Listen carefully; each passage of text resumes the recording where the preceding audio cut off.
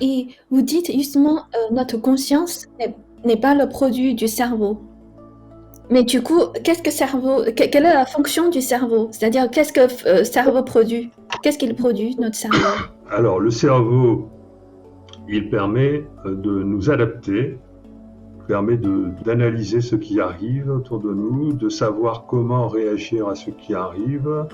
Il nous permet de nous adapter à l'environnement, il nous permet de nous adapter, de vivre dans une situation où la conscience, elle est incorporée dans un véhicule qui est le système corps-cerveau. Et le cerveau, c'est l'analogue d'un tableau de bord.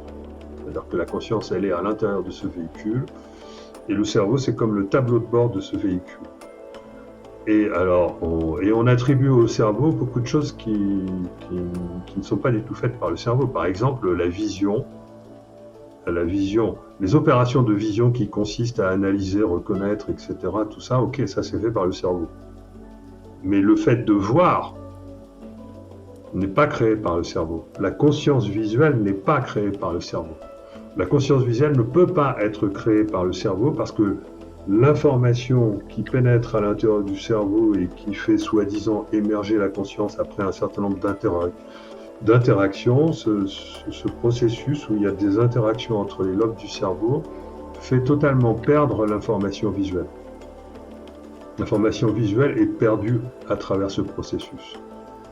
Or, l'information visuelle est nécessairement surajoutée à une analyse qui est faite effectivement par le cerveau, et c'est ça qui nous permet effectivement d'être conscient, de voir et de savoir comment agir dans un environnement. Mais on se trompe sur les capacités du cerveau. Un cerveau n'est pas capable de voir. Un cerveau n'est pas capable de voir, et d'une manière générale, un cerveau n'est pas capable de ressentir. C'est tout ce qu'on appelle le problème difficile de la conscience de David Chalmers. On ne sait pas expliquer les perceptions. On ne sait pas expliquer la perception de la vision, la perception du son, on ne sait pas l'odorat, etc. Or, tout ça, ça correspond à des vibrations. Ce qu'on ne sait pas expliquer, on peut le comprendre en comprenant qu'on est dans des vibrations du vide. Donc la conscience, elle est de la nature des vibrations du vide. Elle est de la nature du vide, elle est de la nature de l'espace. Ce sont la lumière, le son créent des vibrations du vide. La lumière se propage dans le vide. Elle ne se propage pas dans le cerveau. En tout cas, bien sûr, elle se propage dans le cerveau, mais elle perd son information dans le cerveau. D'accord ? Ce qui nous donne la conscience, ce n'est pas le cerveau. Donc une intelligence artificielle ne produira jamais la conscience. Sauf peut-être dans 2 siècles ou 2000 ans, lorsqu'on sera capable de créer des êtres biologiques qui seront capables d'héberger une conscience. D'accord.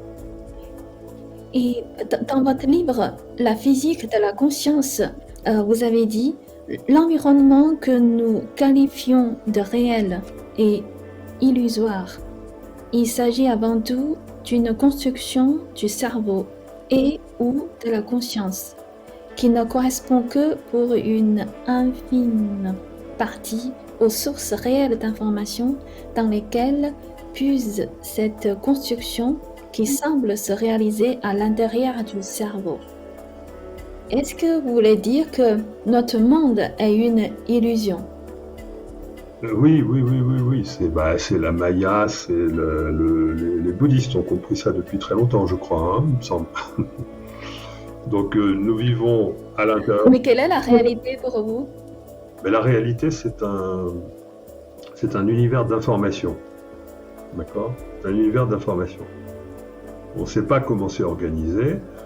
Ça possède 10 dimensions. Le mental n'est pas capable de se représenter ce que c'est. Et l'espace, le temps et la matière sont des constructions de la conscience. J'avais écrit dans la physique de la conscience de 2015, ça fait il y a 7 ou 8 ans, j'avais écrit de la conscience et ou du cerveau pour ne pas choquer le lecteur. Parce que le lecteur, il pense que ça vient du cerveau. Donc moi j'ai mis et ou la conscience pour pas choquer. Mais en réalité, c'est clairement la conscience. Et entre-temps, la physique a fait des progrès. Elle a mis en avant le modèle holographique de l'univers qui fait qu'on ne sait pas quelle de quelle entité il s'agit, mais l'univers peut très bien se réduire à un ensemble d'informations qui serait sur une surface, et il y a une entité qui transforme l'information qui est sur cette surface en une sensation de volume. Évidemment que cette entité, c'est la conscience. Donc voilà, la physique a donné encore plus de crédibilité à cette idée que l'espace, le temps et la matière sont des produits de la conscience. Mais en fait, c'est Descartes, c'est le français Descartes qui avait compris ça. Je pense donc je suis, ça veut dire je pense donc je suis conscience, ça veut dire la conscience est première. Et qu'il importe de douter de l'existence réelle de l'espace, du temps et de la matière. Par contre, on ne peut pas douter de la conscience. Alors, si on rapporte tout à la conscience, on a une confirmation que d'abord Descartes avait raison à travers le fait qu'on découvre en physique aujourd'hui que effectivement l'espace, le temps et la matière n'existent pas tels qu'on les perçoit, et que notre réalité peut être considérée comme une illusion. Ça ne veut pas dire que le réel apparent ne correspond pas à un véritable réel, mais ça veut dire que ce véritable réel n'est pas organisé, n'est pas de l'espace, du temps et de la matière. C'est la conscience qui l'interprète comme ça. C'est une interprétation. D'accord. Mais est-ce que vous, personnellement, vous avez vécu certaines expériences, c'est-à-dire vous, votre esprit, votre conscience sort de votre corps et entrez dans un autre espace-temps?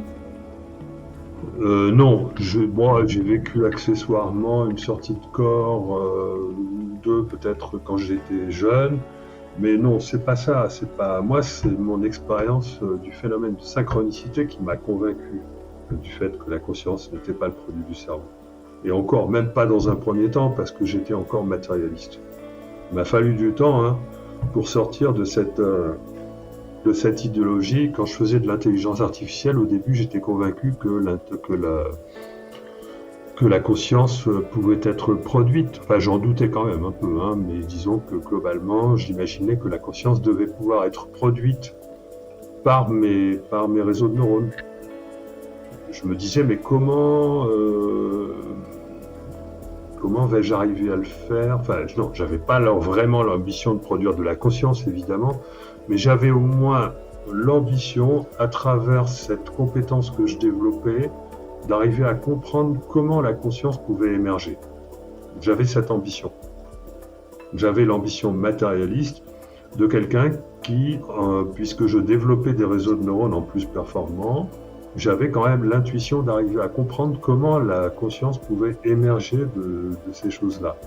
Et un jour, je me suis rendu compte que non, c'était pas possible. Et là, j'ai pensé que je fabriquais des systèmes qui étaient très limités. C'est-à-dire que je me suis attribué, je me suis dit, mais je me suis trompé quelque part. En tout cas, dans mon ambition, s'est avérée être mise en défaut par le fait que je me suis rendu compte que c'était impossible que la conscience pouvait émerger d'un réseau de neurones. Au départ, je pensais que c'était de mes réseaux de neurones. Après, j'ai compris que c'est de n'importe quel réseau de neurones, aucune conscience ne peut émerger.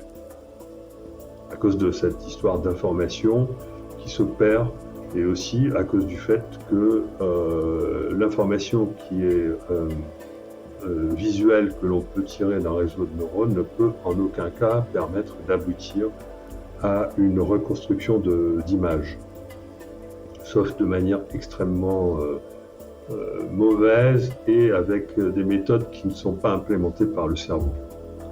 Donc j'ai compris ça. Alors, quelle était votre question? C'est-à-dire, vous avez déjà entré dans un autre espace-temps.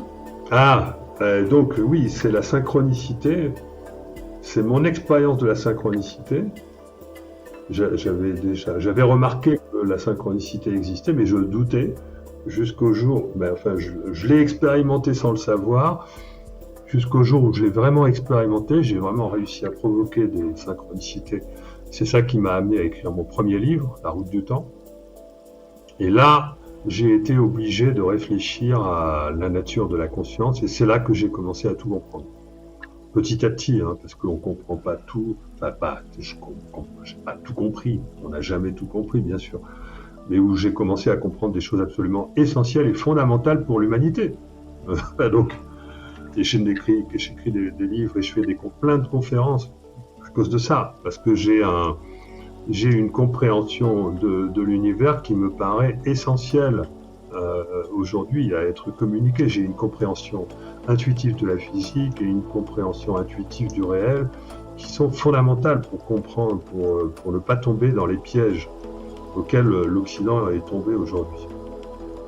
Et donc voilà, c'est la synchronicité, c'est-à-dire que lorsque vous commencez à comprendre que vos états de conscience sont susceptibles d'influencer ce qui arrive dans la réalité, dans le réel.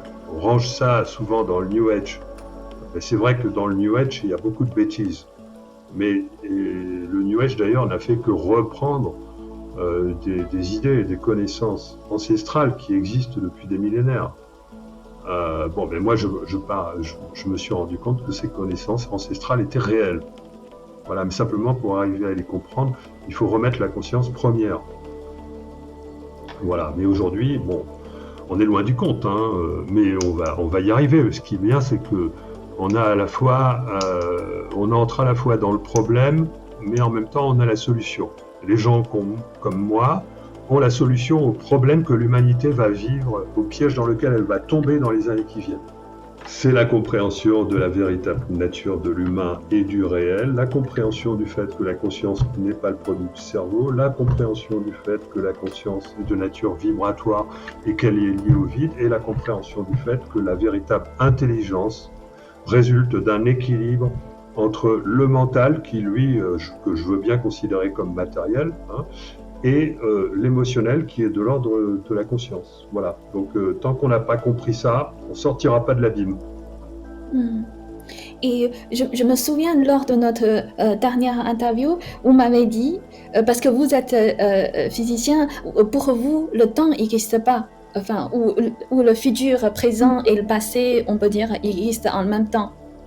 C'est ça, hein? Je vous le résume, hein, parce que ça ferait l'objet d'une émission à elle seule, d'une heure et demie. Donc le temps n'existe pas, ça veut dire que le temps présent n'est pas le créateur de notre futur à vivre, parce que notre futur existe déjà. Et c'est pas d'ailleurs seulement un seul futur qui existe, c'est une myriade de futurs potentiels, parmi lesquels il y en a bel et bien un qui est notre futur actuel, dans lequel on pourrait même théoriquement voyager. Voilà, et notre conscience est capable d'adresser le futur que nous allons vivre réellement. C'est-à-dire que notre conscience est capable de modifier la trajectoire GPS de notre futur. J'aime bien l'analogie du GPS parce qu'elle exprime bien le potentiel de la conscience, c'est-à-dire que les lois physiques sont uniquement capables de déterminer un multivers de possibilités, mais ce multivers nous appartient. Et ce qui détermine notre futur à tout moment est quelque chose qui doit être conçu comme une trajectoire GPS dont la destination peut changer, mais aussi dont le chemin peut changer. Si la destination reste la même, la conscience elle a un libre arbitre, ne pas suivre le chemin auquel elle est destinée, mais le GPS va sans arrêt recalculer sa trajectoire, jusqu'à ce que l'homme écoute son âme. D'accord ? Et inversement, la destination peut changer parce qu'on a réalisé un progrès, par exemple au niveau de la conscience, ou inversement parce qu'on est tombé dans un piège. Donc à ce moment-là, la destination peut changer, mais il n'y a rien d'irrémédiable et on peut sortir d'un mauvais pas ou au contraire aller vers le meilleur toujours encore en fonction de nos choix et toujours en fonction de notre reliance. C'est-à-dire que nous sommes reliés à une âme qui a bel et bien une réalité et une définition physique parfaitement rationnelle, beaucoup plus rationnelle que l'idéologie matérialiste qui est devenue complètement irrationnelle. Donc ce qu'on appelle âme, esprit, soi, etc. Tout ça, ça a des existences réelles et on peut leur donner aujourd'hui, grâce à la physique, des définitions rationnelles. On peut aujourd'hui donner une définition très rationnelle à ce qu'on appelle le soi, l'esprit ou l'âme. Parce que je me souviens, pour avoir un meilleur futur. C'est-à-dire, pour changer ce futur, cette trajectoire, normalement, c'est déjà défini. Mais pour sortir de cette trajectoire, c'est quand même pas donné à tout le monde. Parce qu'il faut faire certains efforts, comme le libre arbitre, comme vous dites, comme les synchronicités, qu'on doit quand même réfléchir, on doit quand même penser qu'est-ce que ça veut dire. Non, non, non, non. Il n'y a pas d'effort. Il n'y a pas d'effort. Et c'est donné à tout le monde. J'inverse, c'est donné à tout le monde. Bon, alors il y a peut-être l'effort de sortir d'un conditionnement. L'effort vient de la nécessité de sortir du conditionnement, d'accord ? Mais une fois que vous êtes sorti du conditionnement, il n'y a pas d'effort. D'accord ? Une fois que vous êtes dans le lâcher-prise, le détachement et la confiance, il n'y a pas d'effort. Et là, vous êtes automatiquement guidé par votre âme, par votre soi, etc. D'accord ? C'est donné à tout le monde. Ah, ok, tant mieux. Dans votre livre, Le grand virage de l'humanité, vous avez dit « Nous nous dirigeons aujourd'hui vers le nouveau futur, l'éveil de la conscience et de la résistance. » Et pourquoi une telle conclusion ? C'est-à-dire, pour vous, notre nouveau futur ressemble à quoi ? Et alors, j'ai simplifié, d'accord, j'ai simplifié pour pouvoir être compréhensible, d'accord. J'ai dit qu'au niveau collectif, nous avions basculé d'un ancien futur transhumaniste que j'appelle le futur vers un nouveau futur qui va correspondre à l'éveil de l'humain, à la compréhension de l'humain, de sa véritable nature et de la véritable nature de la réalité, de tout ce que je vous explique, de la nature de la conscience, etc., de l'intelligence, etc. On va y aller. On va pas y aller comme ça d'un coup, c'est déjà gagné. Mais si vous voulez, dans les faits, ça va être progressif. Tout le monde ne va pas s'éveiller en même temps. Mais le processus, il est irrémédiable. Et il y a des signes, il y a des... qui permettent de savoir que c'est bon, que c'est gagné. Ces signes, ça vient du fait que lorsqu'il y a un grand changement dans le futur, il y a 3 phases. Il y a 3 phases lorsque ce grand changement, il est brutal. Un grand changement brutal amené par un événement complètement imprévisible, inattendu, comme un virus par exemple, c'est complètement imprévisible, inattendu. Bien que je ne rejette pas les théories du complot, hein. Mais moi je propose une théorie qui n'est pas un complot. Mais même s'il y avait un complot, d'ailleurs, elle serait quand même valable, ce que j'ai expliqué dans la conclusion de mon livre. Eh bien, il y a, lorsque un grand changement dans une vie ou dans un collectif intervient et qu'il est brutal, il y a 3 phases. Il y a une première phase dans laquelle il y a une série de coïncidences difficiles à expliquer qui vous conduisent à une situation qui vous amène à prendre la décision qui va changer, qui va créer le grand changement.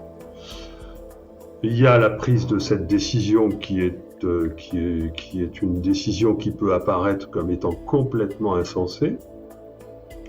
Et puis, donc ça fait 3 phases irrationnelles en fait. Et puis ensuite, il y a la résistance de l'ancien futur qui va se traduire par une série de défaillances complètement insensées. Donc, c'est-à-dire qu'il y a 3 stades presque qui sont irrationnels ou inexplicables. La série de coïncidences qui nous a conduit au confinement, la décision du confinement qui peut être considérée un peu comme folle, hein, d'ailleurs on s'aperçoit aujourd'hui que c'était complètement délirant d'ailleurs, et la série de défaillances de toutes les décisions qui ont été prises, de toutes les mesures, etc., de toutes les mesures irrationnelles qui correspondent en fait à des défaillances. Et pourtant, ça vient de nos meilleures autorités, soi-disant, puisqu'on voit ce que ça a donné. Et aujourd'hui, voilà, c'est le chien qui baisse la queue. C'est-à-dire que on essaye d'oublier très vite le fait que tout ça, c'était du grand n'importe quoi. Parce que sinon, il faudrait faire des procès ad vitam aeternam pour crimes contre l'humanité. Bon, ok, on va peut-être devoir rentrer dans un processus d'amnistie générale, j'en sais rien, mais enfin pas forcément pour tout le monde. Mais donc, on a eu ces 3 phases dans le cas de la crise Covid. On a eu ces 3 phases. Donc, j'ai interprété la crise Covid comme une immense synchronicité à l'échelle collective qui nous emmène nécessairement vers un futur autre que l'ancien futur qui correspondait au transhumanisme. Vous voyez ? Donc on peut l'interpréter de manière causale, on peut l'interpréter de manière un peu plus rationnelle en apparence, en disant que la crise Covid a fabriqué un immense épouvantail, elle a fabriqué plusieurs épouvantails, elle a fabriqué un épouvantail contre la monnaie numérique contrôlante, elle a fabriqué un épouvantail contre le transhumanisme, et que finalement les gens ont appris la leçon, et les mondialistes auront beau faire tout ce qu'ils peuvent pour nous conduire vers la monnaie contrôlante ou vers le transhumanisme, ils ne vont pas y arriver. Voilà. Bon, c'est pas forcément gagné a priori, parce que tout le monde n'a pas encore compris, mais bon, voilà, en réalité, tout ça s'explique par un effondrement financier qui est en cours depuis 2008 et qui était devenu ingérable en septembre 2019. Et le virus, il est tombé juste bien comme il fallait pour permettre à cet effondrement financier de s'autogérer. D'accord ? Donc on va dire que oui, on a pris tout le monde pour des cons, quoi. C'est-à-dire que soit qu'il s'agisse d'un complot ou d'une instrumentalisation, a été caché au public, à l'humanité, aux citoyens, a été caché le fait que le virus était instrumentalisé pour nous conduire vers la monnaie contrôlante qui allait servir à réinitialiser le système. D'accord. C'est-à-dire aussi, c'est pour ça que vous dites, peut-être le GPT-4, c'est aussi une synchronicité pour réveiller les gens. C'est l'entretien du mythe qui permet d'accepter ce genre de choses, c'est-à-dire d'aller progressivement vers une société transhumaine où on va accepter de se soumettre devant des intelligences artificielles. Ce qui est faux, mais tout est faux là-dedans. Comme je vous l'ai expliqué, c'est une fausse intelligence, même si elle est très impressionnante, même si elle va apporter de grands services, ce sont des services dans une société qui de toute façon a l'habitude de fabriquer du faux. Aujourd'hui, notre société a fabriqué une grande quantité de faux métiers. Or, pour entretenir ces faux métiers, on a besoin de faux business, on a besoin de faux marketing. Et donc, tout ça, on a besoin d'une fausse intelligence. On est dans le faux, on est dans une société du faux. D'accord ? Donc, cette intelligence va apparaître comme extrêmement utile parce qu'une intelligence du faux dans une société du faux, oui, ça fonctionne très bien. Donc, selon vous, dans notre futur, notre nouveau futur, il peut avoir un changement radical parce qu'on n'a pas besoin de tout ça, en fait. Absolument. Dans notre nouveau futur, on va réapprendre, vu le système de contrôle qui cherche à se... Voilà. On va réapprendre l'autonomie, la résilience et la solidarité. De quoi on a besoin pour être heureux finalement ? De quoi on a besoin pour vivre ? D'accord ? On a besoin d'alimentation, donc apprendre à retrouver l'autonomie face à l'agriculture, retrouver notre autonomie alimentaire, cultiver son jardin, etc. Permaculture et compagnie. La résilience et la solidarité, parce que tout ça, ça ne pourra jamais se faire sans solidarité. Or, ce système de contrôle essaye de nous délier, il est anti-solidarité. On vit dans une société individualiste depuis plusieurs siècles, et qui empire, ça empire. Voilà, autonomie, résilience et solidarité sont et joie, je devrais rajouter joie, parce que l'humain va retrouver le sens de sa vie. On va retrouver le sens de la vie grâce à ça. On va retrouver les potentiels extraordinaires de la conscience. On va retrouver notre lien avec la nature. On va retrouver notre lien avec les animaux, avec les arbres, avec les plantations, avec tout ça. On va se rendre compte du potentiel que peut avoir la conscience par rapport dans notre environnement. Je suis capable d'anticiper un progrès considérable dans le domaine de la compréhension de l'impact de la conscience sur la réalité, la compréhension de notre reliance, les phénomènes extraordinaires liés à la vision du futur, liés à la vision à distance, liés à la télépathie, tout ce qui est relatif aux sorties de corps, tout ce qui est relatif aux soins, à l'auto-guérison, etc., tout ce qui est relatif à notre connexion avec le règne végétal, avec le règne animal, etc., etc. Enfin, tout ça, on va découvrir tout ça. Ça va rentrer dans le domaine de la science. Ça a déjà commencé à rentrer dans le domaine de la science.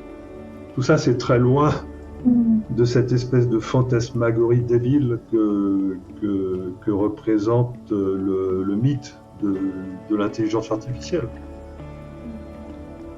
C'est-à-dire, si c'est outil, c'est dans les mains des gens qui ont la moralité, on peut quand même bien profiter de cet outil. L'intelligence artificielle n'est pas en soi négative, bien sûr, on pourra en profiter aussi. Mais c'est pas le moment. Ce sera après. D'accord. Et vous dites aussi dans votre livre, la France est le meilleur pays pour résister. Symboliquement, au niveau symbolique, la France est le pays de Descartes. C'est la science, c'est de France qu'est venu le démarrage de la vraie science. Après, c'était au moment de la Renaissance, il y avait Descartes, il y avait Pascal. Après, il y a eu ce soi-disant siècle des Lumières, au XVIIIe siècle, qui en fait c'était un siècle de l'extinction des Lumières, parce que tout ce que Descartes avait conservé, c'était l'idée de l'existence de l'âme, l'idée que la conscience était première, parce que je pense donc je suis, ça veut dire je pense donc je suis conscient, ça veut dire je doute de la réalité autour de moi, mais il y a une seule chose dont je ne peux pas douter, c'est la conscience. La science aurait dû suivre les pas de Descartes. Bon, Descartes, il a dit aussi des bêtises concernant les animaux, etc. Mais bon, sur l'essentiel, il était vraiment, il emmenait la science dans la bonne direction. Après, il y a eu une emprise anglo-saxonne sur la science qui a fait qu'on est devenu pragmatique et qu'on est tombé dans l'erreur du matérialisme, du mécanicisme, du darwinisme, tout ça c'est faux. Bon, mais ça a créé un business. Et donc le siècle de l'extinction des Lumières a vu apparaître tout ce business de la technologie et d'une science qui a fini par devenir une fausse science et qui aujourd'hui correspond au scientisme, avec cette erreur qui nous conduit vers le transhumanisme et l'intelligence artificielle contrôlante.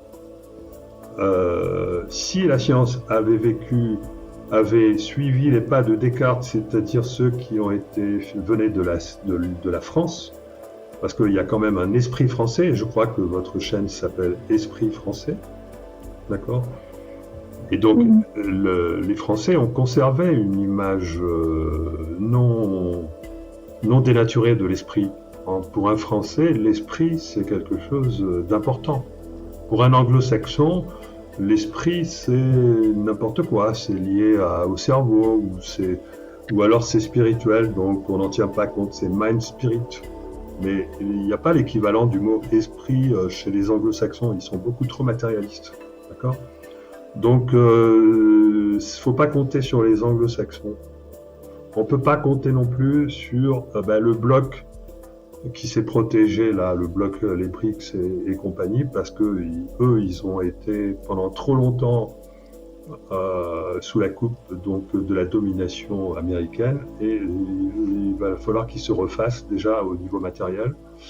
Et donc on ne peut compter que sur... et puis la France, c'est le meilleur pays pour développer des initiatives.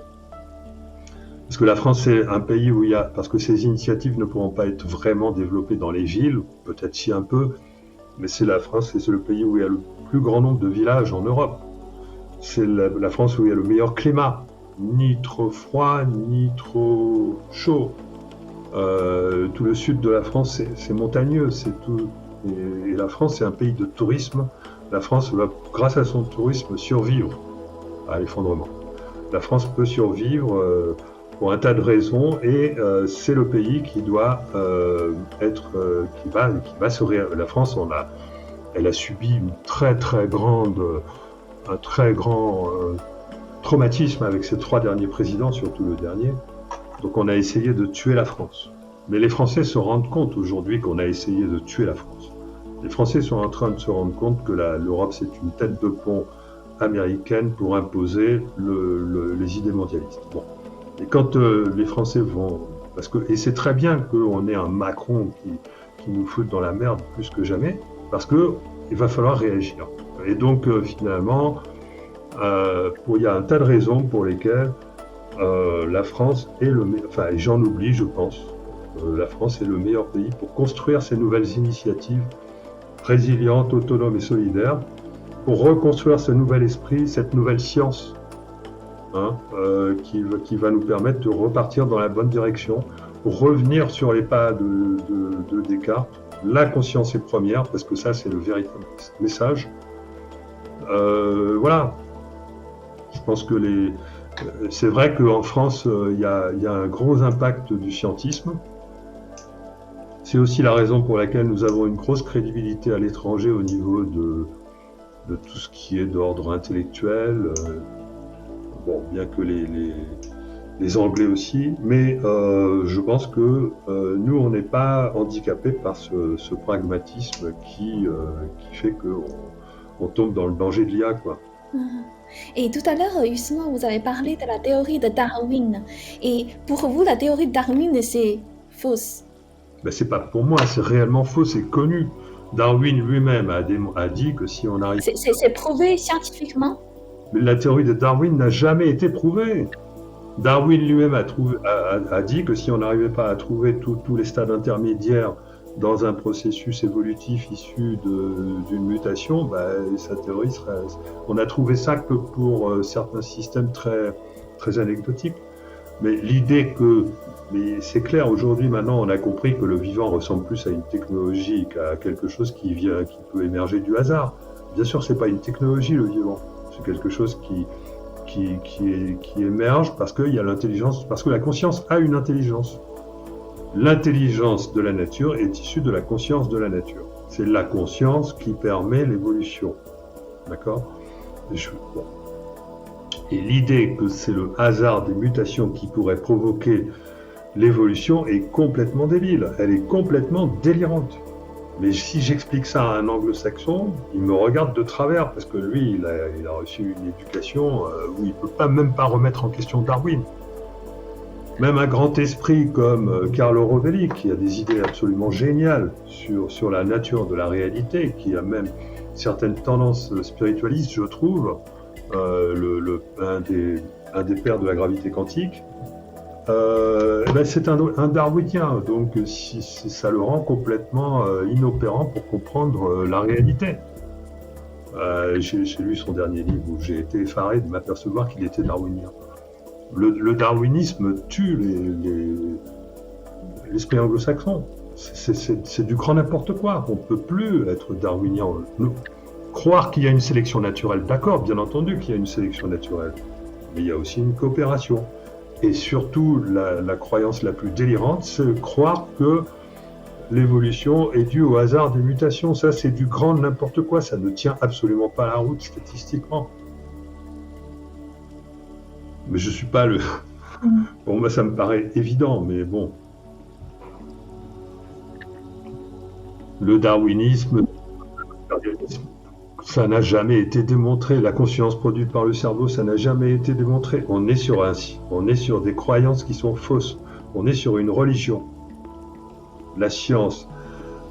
En fait, la science, elle aurait dû suivre les pas de son démarrage au XVIIe siècle. En fait, elle a suivi les pas de l'extinction des Lumières qui a eu lieu au XVIIIe siècle. Quand les anglo-saxons se sont emparés de la science pour faire leur business. Désolé, mais c'est pas... Je caricature.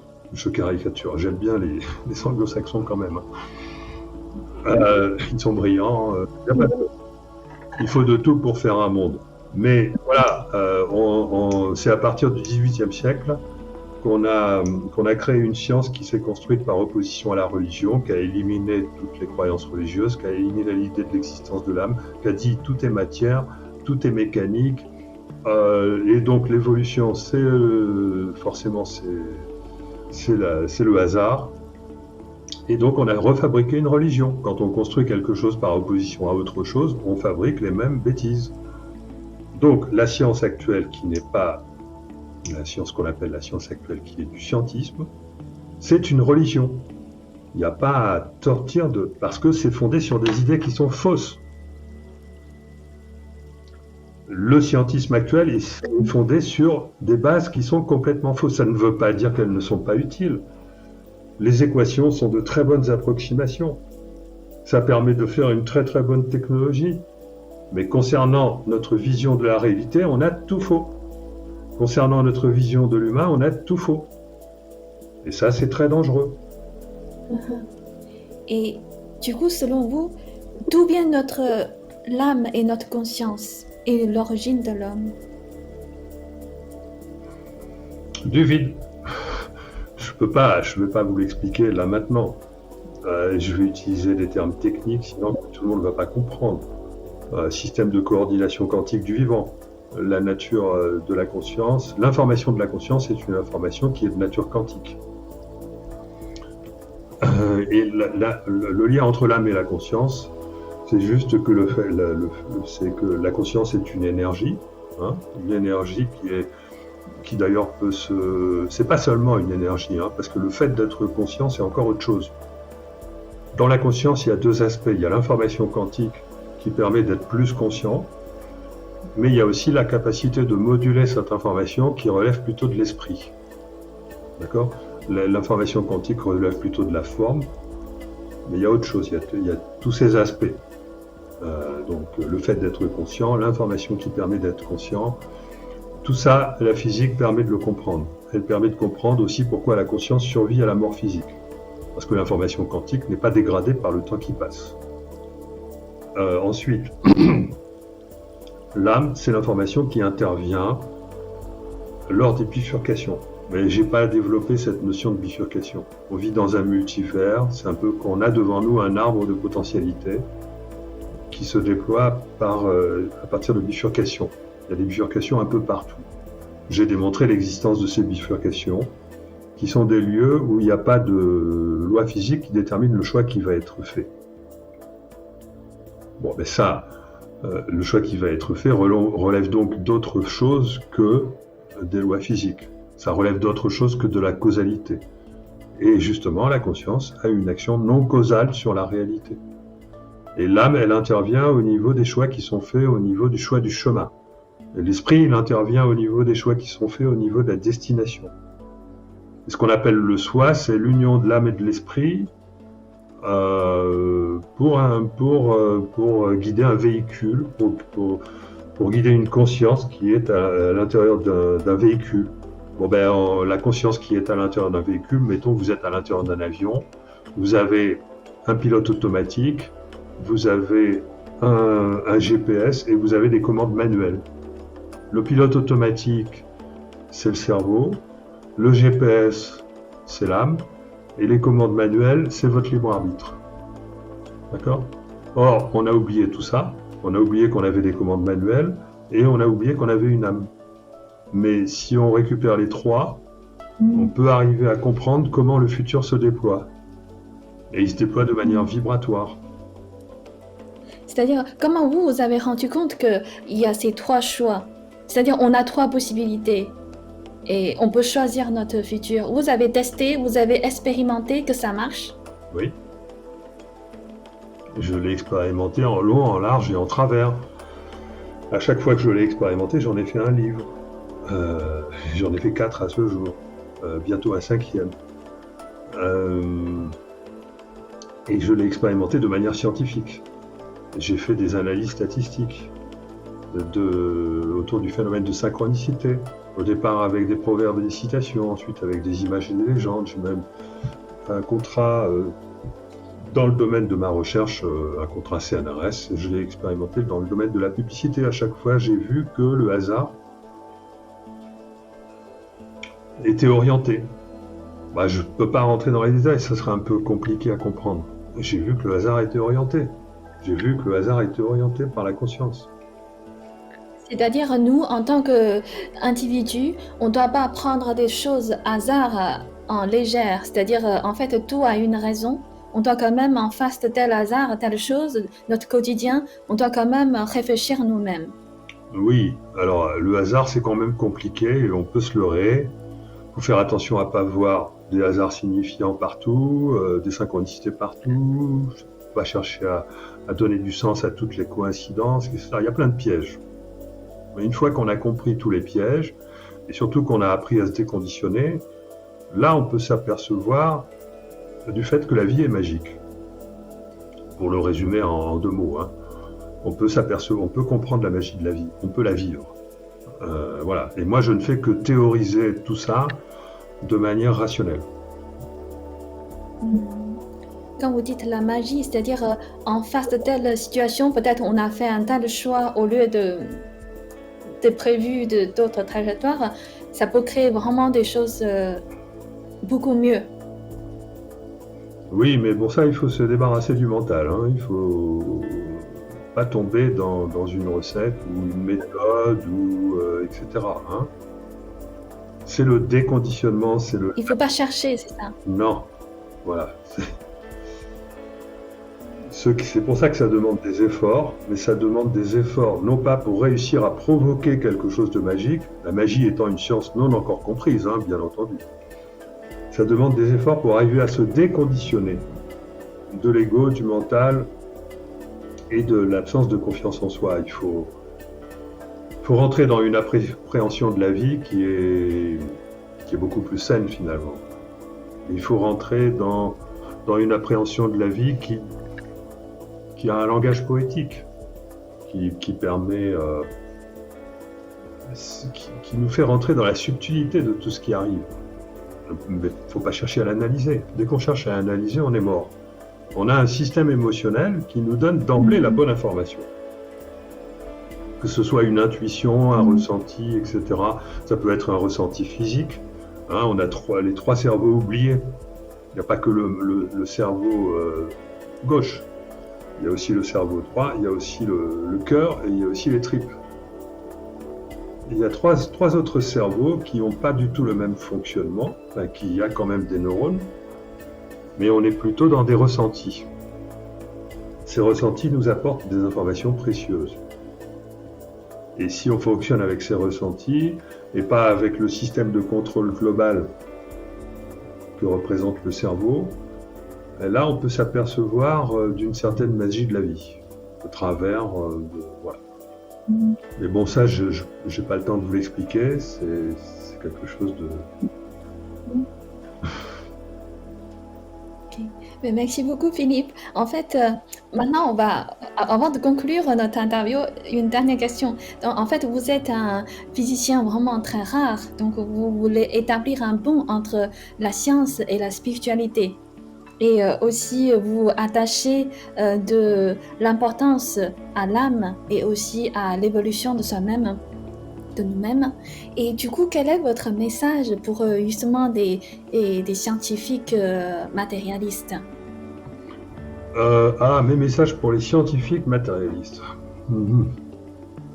Ben, il faudrait que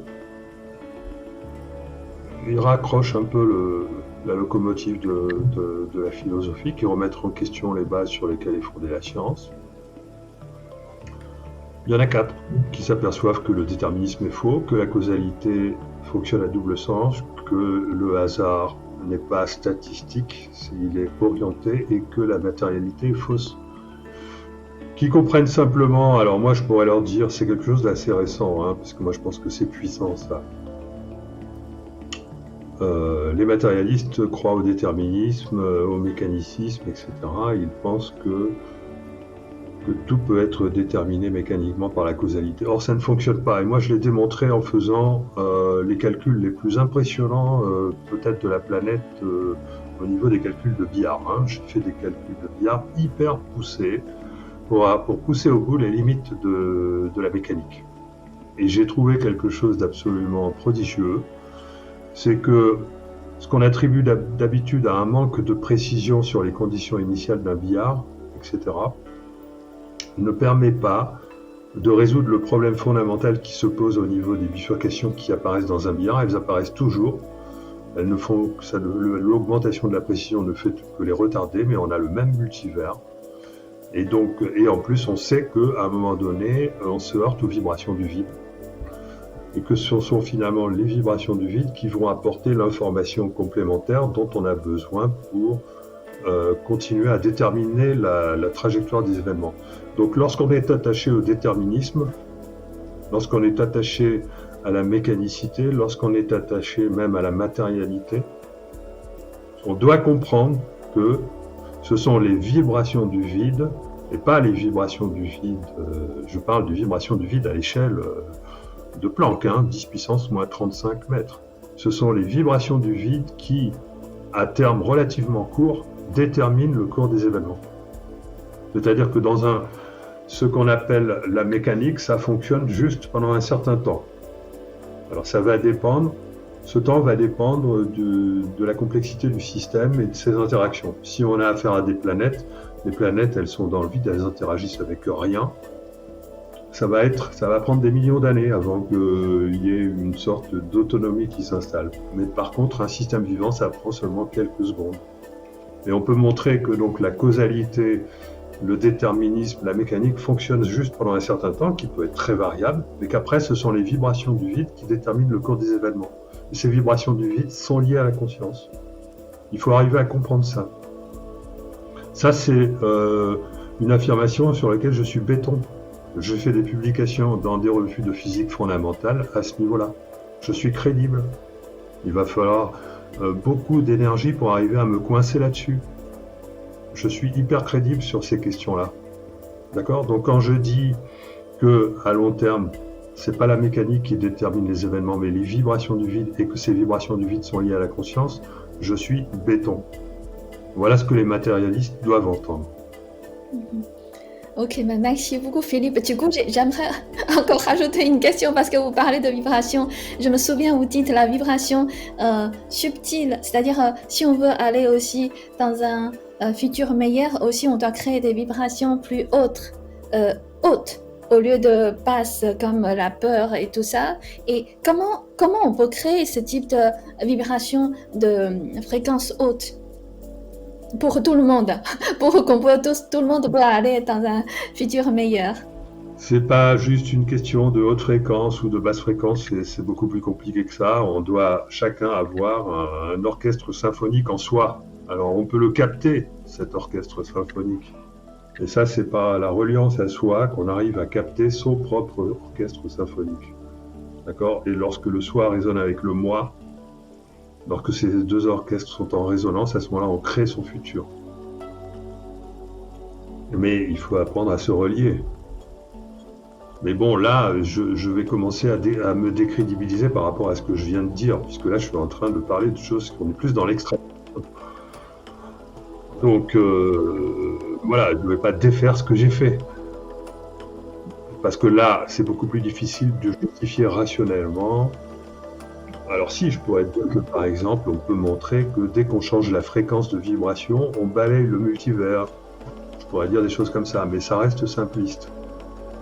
Et pour expliquer pourquoi la joie nous emmène vers un bon futur et que la peur nous emmène vers un mauvais futur, ça a l'air simple comme ça, mais en réalité c'est compliqué. Pourquoi ? Alors, c'est relativement facile d'expliquer pourquoi la peur, qui correspond à une vibration basse, nous emmène vers un futur qui perd toute sa richesse. Ça, c'est relativement facile de l'expliquer rationnellement. Mais ça ne veut pas dire que la peur n'est pas nécessaire dans le registre des vibrations pour nous permettre d'aller vers notre meilleur futur. Il faut faire attention. Sinon, si on simplifie trop, ça ne va plus du tout. Mais bien entendu, il faut se méfier de la peur lorsque la peur, elle est permanente. Donc si la peur est permanente, elle nous emmène dans le futur qui justifie les raisons d'avoir eu peur.